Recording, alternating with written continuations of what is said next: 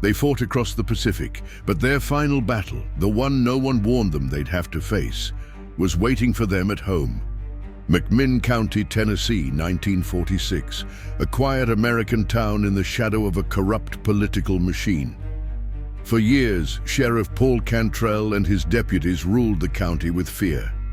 They shook down citizens, extorted travelers, rigged elections, and assaulted anyone who dared to question them. People whispered that Cantrell's deputies were worse than bootleggers and gangsters because they had badges. But then World War II ended, and the soldiers came home. These were men hardened in battle, survivors of Anzio, Guadalcanal, Normandy, the Bulge. They had fought fascism abroad, only to find a smaller version rotting in their own county. One veteran said, "I didn't survive Europe to be pushed around by some tin-badged dictator." So when the 1946 election arrived, the veterans formed a non-partisan reform ticket. All they wanted, their only demand, was a fair vote. But Cantrell's deputies had no intention of losing power. They stationed armed men at the polls. They beat voters in the streets. They arrested poll watchers and stole ballot boxes, then hauled them into the county jail, slamming the doors shut behind them. That was the breaking point. The veterans gathered in the darkness of Athens, Tennessee, and someone said the words that would change history.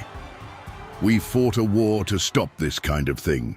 They armed themselves, not out of rebellion, but out of necessity.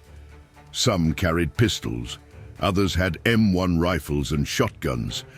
A few even brought their old wartime gear, helmets, bandoliers, field jackets worn thin from foreign battles. These were not outlaws, they were veterans defending their town. Just after sunset, they surrounded the jail and demanded the return of the ballot boxes. The deputies inside answered with gunfire. The streets erupted. Bullets ricocheted off brick walls. Veterans took cover behind cars, telephone poles, and sand piles, returning fire with military precision. For hours, Athens became a war zone. A deputy radioed for state reinforcements, but none arrived. The veterans were on their own. Finally, around midnight, they made their move. Using dynamite, just as some had done to clear bunkers in Europe, they blasted the jailhouse entrance. Debris rained down, smoke filled the air. The deputies surrendered. The veterans stormed inside and recovered the stolen ballots. When the votes were counted, the corrupt machine was defeated. Power was restored to the people. And the next morning, Athens woke up to a sheriff's office run by the very veterans who had restored their democracy. The Battle of Athens wasn't an uprising against America, it was America. The version celebrated in civics books and fought for on distant shores, fighting to live again. George Washington once warned, "The liberties of a people never were, nor ever will be secure when the transactions of their rulers may be concealed from them." In 1946, in a small Tennessee town, a group of veterans made sure those liberties stayed alive.